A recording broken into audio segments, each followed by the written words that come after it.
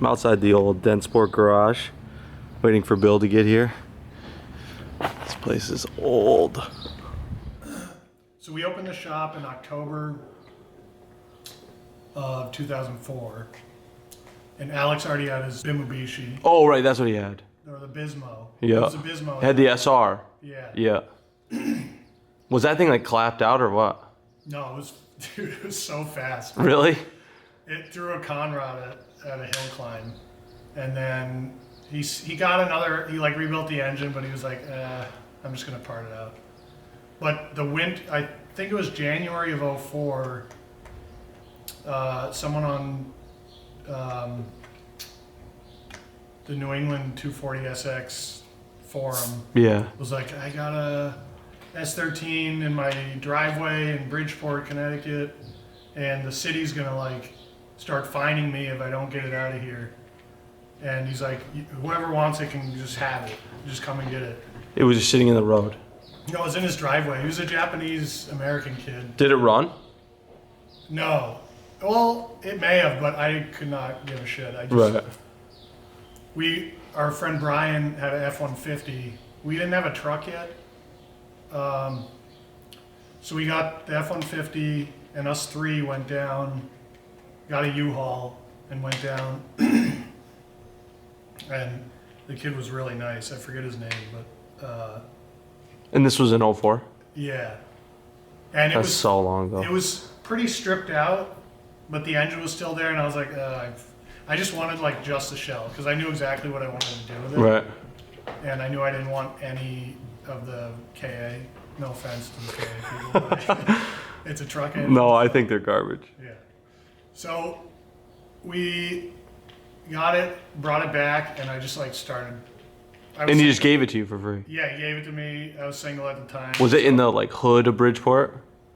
Bridgeport's not known as the best place. It wasn't like, it wasn't the hood. It was like, but his dad was working on this old Mercedes in like one of those like pop-up garages in the back, and he was just really cool. It seemed like a cool family. Right. Like his mom came out. And, oh yeah.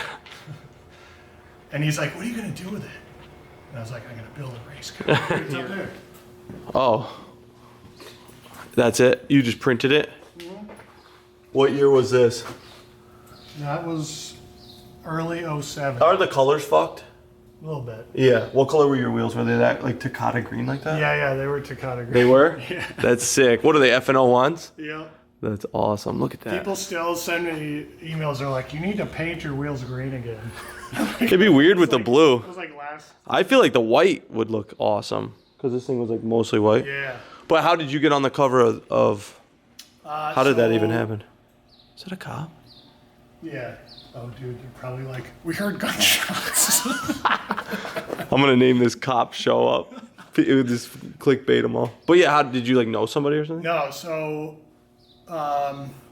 in '06, like I'd done 2 events with the car. I finished the car in like spring of '06. I saw on the internet that there was an event called GT Live, and I was like, this is so cool. That was the year. Like, that was the year with Tarzan. Yeah. That was the year you guys went, right? When what? Tarzan was there. Yeah. In the Cyber Evo. Cyber Evo was coming, and I was like, didn't it rain? I remember seeing a clip of it going by, and like seeing the. Dude, I was watching one of the guys from Voltex. Every time the car would go by, he'd draw exactly what the plume looked like. Really? It was so cool. That's sick. And like they were using it for data. Well, I mean, pretty much kinda, using it for data. But we went down. We drove like all night. Matt Kessner, who used to work with us, who did all the engine mapping, and the car had anti-lag then, which was like unheard of in circuit cars, besides like an LMP1 car. And we were like, we gotta get the anti-lag working, and we set it up, and I was so excited. And I had this super janky wing. Like that aluminum wing collapsed like on the first lap out. And I literally put the wing together the night before. I was like, I have no traction in the rear. I'm going to go to this high-speed track, and it's just, I don't even know what's going to happen. And I'd driven the car like maybe like 10 laps total, ever. And we got there, and it was raining the whole night when we got there. And we got there in the night. The next morning, we got on track, and it was dry. The car was great. Like, if I was to get in it now, I'd get out after like a quarter mile and like throw it away because it handled so bad. Really? Yeah. And so I found out that the guy who I was competing against was like an F3 champion. This guy, Andreas Worth. What did he drive? So he was driving the ASM S2000, which had like a Toyota motor. Yeah. And they made a big deal in the article about how it was less power, but it actually was probably more power than this because I was like probably like 280 horsepower at that time. Just because in the wet, Right. Doesn't help that a lot. With this car. Is that like line David's son's Goliath about this or that S2000? No. So they were calling me David because this was like a big Japanese tuning company, and this thing looks so home built in that article. Even though it had some like it had like individual throttle bodies, right. And had a Evo 6 TME turbo. This did? Yeah, because I thought I needed that for anti-lag. Like, oh yeah. Even though the titanium wheel's a lot worse for anti-lag, but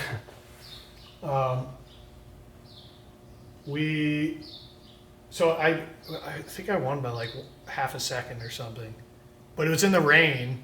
Right. I only had slick tires.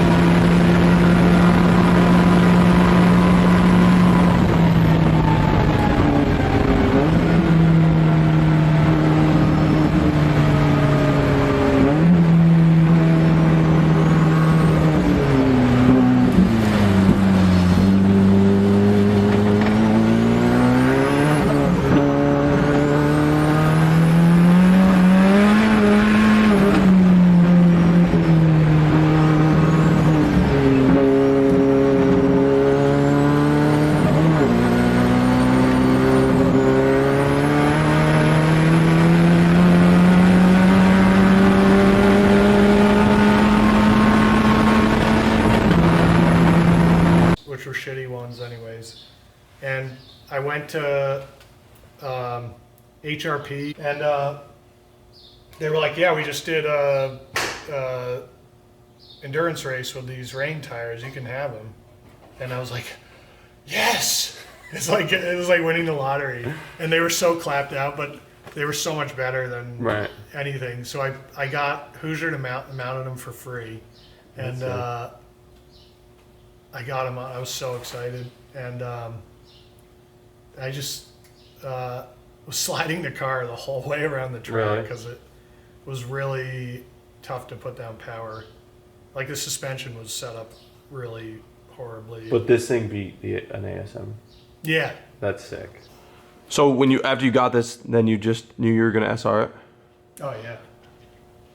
I bought it in parts on eBay. Like I bought the block for $250, and I bought the head for $250. I'm so against doing that. And I bought the gearbox for $250. Ended up like going to McMaster for the hardware, and then like you had to grind down the bolts. Yeah, it's a nightmare. Yeah, that's not worth it at all. You saved yourself. There's so many. Pretty much like the epitome of this car is replacing spending money with time, and then sometimes like spending the same amount of money. Right. And it's changed over time. Like now I've gotten to the point where, you know, I don't make pennies a year like Alex and I used to. Right, yeah, he was so explaining it. Afford to spend a little bit.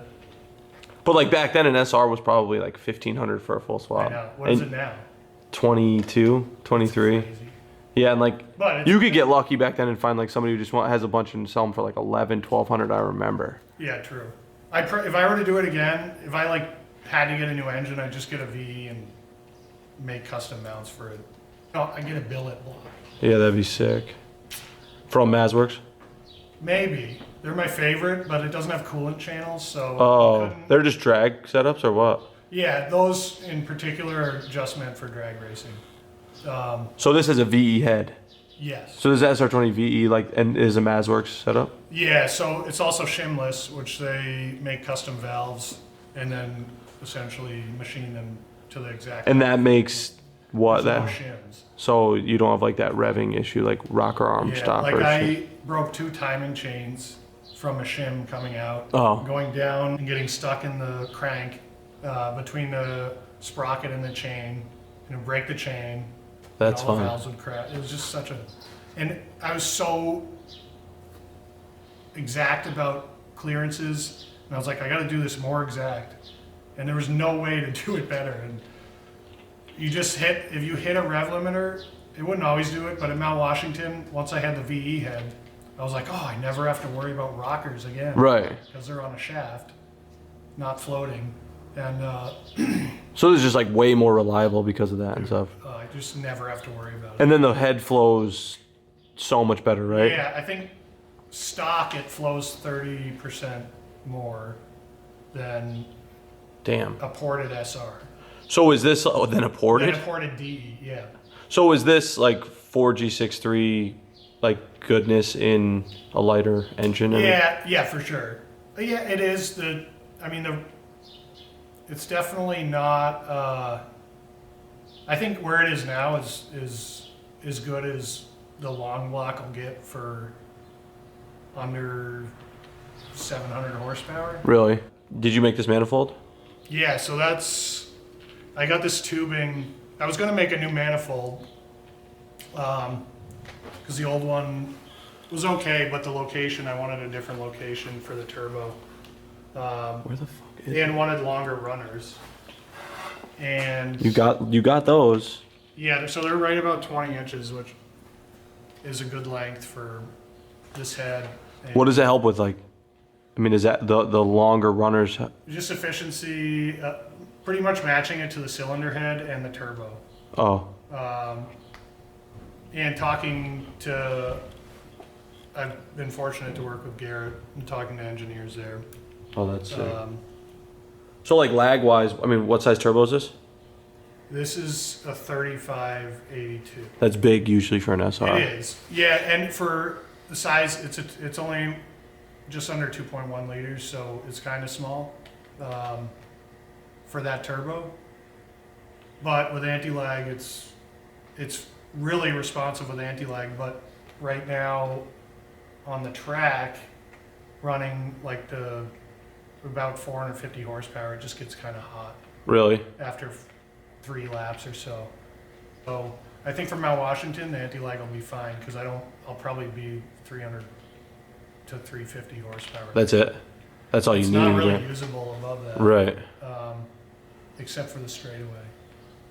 How long is that? I'll switch it up. Can you? Do you have like a high boost button or No, something? So with the Life ECU, you can have like the engine calibration settings change by GPS position. No way. Or by distance. So you That's have, wild.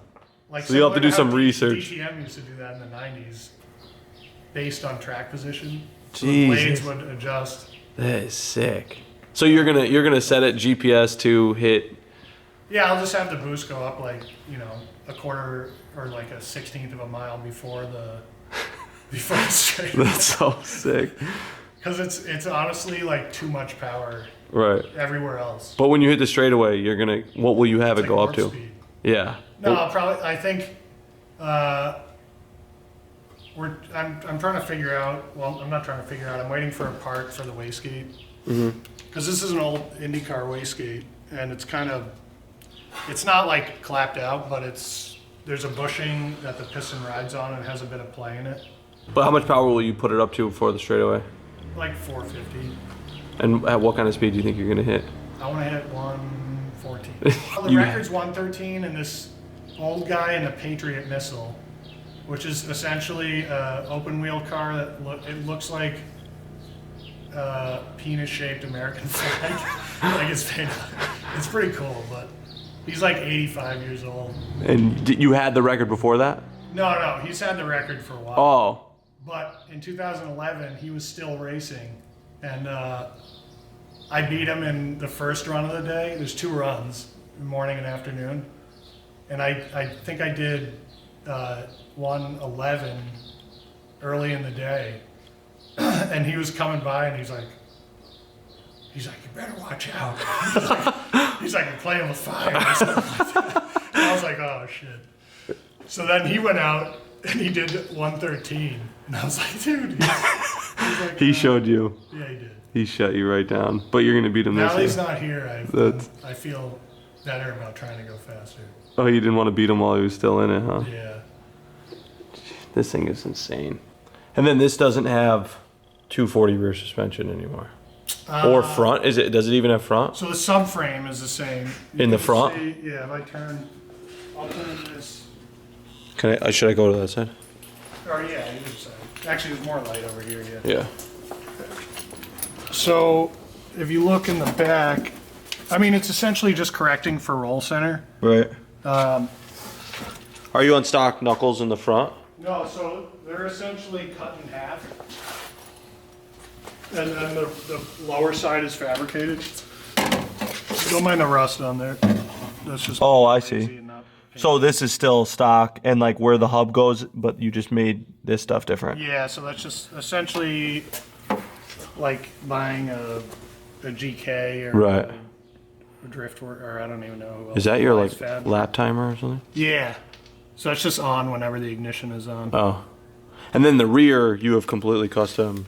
Yeah, but I still use the subframe part of the S14 subframe. Really? Yeah. And don't you have a quick change in this? Yeah, so there is a quick change. It's like kind of a bunch of quick changes. It's like part Speedway. The side plates are Speedway, which is kind of the only difference between all the quick changes.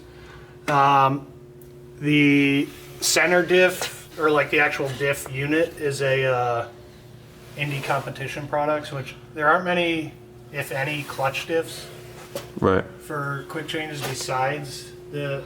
And I think now, I'm pretty sure OS made a few 10-inch like quick change units, but they're steel. So Have you seen like drift companies now making like the quick change subframes? Yeah, like MA Motorsports makes. Fuck, there's someone else that. Oh, Sicky. Sicky just I started. did see that. So these are all custom knuckles, like you made them.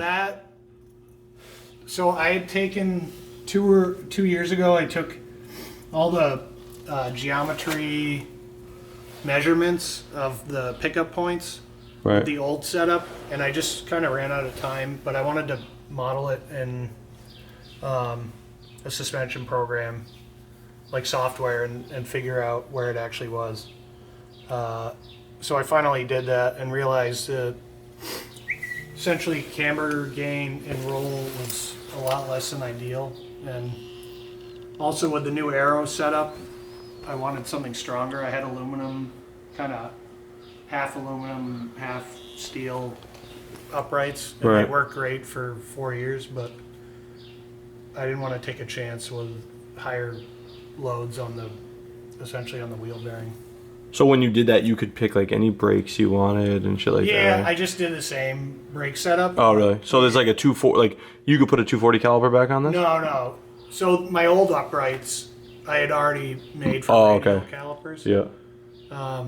And that's just that's actually a NASCAR intermediate caliper that was for a much wider rotor, and I just machined the halves. Oh right, because they're narrower, split. So it's for a smaller. Don't they make like monoblock calipers now? Like, because they say like Yeah, they're. so the fronts are monoblocks. Oh okay. And actually, I have rear. These are from the Delta Wing rear calipers that I'm going to put on sometime this year. That nickel plating always means that they're That the is best nice. ones. Yeah. Like Brembo has their These GTR. are zero drag, so you can get pads that essentially there's like a spring setup that will pull a tiny bit off when you let off the brake. Oh, so they don't, there's like, rub? Yeah. What brand are those? Performance friction. Oh, So these from the Delta Wing. That like three. Yep. The little. that's wild. You adjust That's brake sick. bias. There's a dial. Right. It's not in there now. So there's a sensor on your. on the front and rear master cylinders. Jesus. So there's two. There's a front and a rear master cylinder, and there's a balance bar, which Right. is 50-year-old technology. Right. You adjust this threaded portion, and essentially it moves the pivot point to the left or to the right, and further to the front cylinder or further to the rear cylinder. Right. And So when you hit the brakes, it just pushes the one harder and than it's the really other. tough. Unless you're racing all the time, you could tell right away what the balance is. But when I get to the track and I've like taken shit apart, it's really good to have sensors to. Right. Because you can just test it before you go on track. You don't even need to push mean, it. No, you'll know right away. Well, you need to press it. Right, to get the pressure, sensors but to do the thing. You don't need to go on the Moving. track to know. Yeah. And obviously you'll fine tune it because it changes a bit once there's heat in the pads. That's The so rotors. cool. But a nightmare to wire, I'm sure. Like for like someone just to start that. Yeah. Well, yeah. So this all. I love sensors, but this is a new harness as of last year. So there's a logging harness, or data harness, and then the engine harness, and So the data harness just is hooked up to all the sensors. yeah, which includes a lot of the engine sensors. It is nice to have like a whole chassis data harness separate, but I just did everything in one data harness. Should I start this thing up? Yeah, fuck yeah. I didn't know if you could or we're gonna.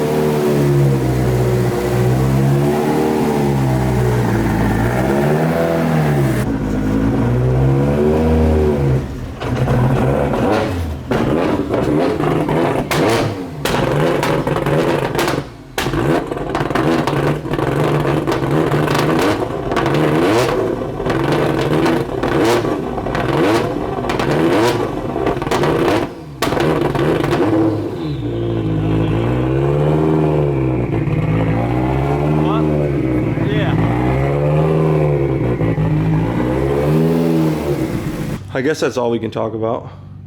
You want to drive the GTR? Yeah. Yeah. It's a little different than this. It is. I'm gonna just show them this and not say anything about it so people get pissed at the end of the video. That's it. I'm not gonna talk about it at all.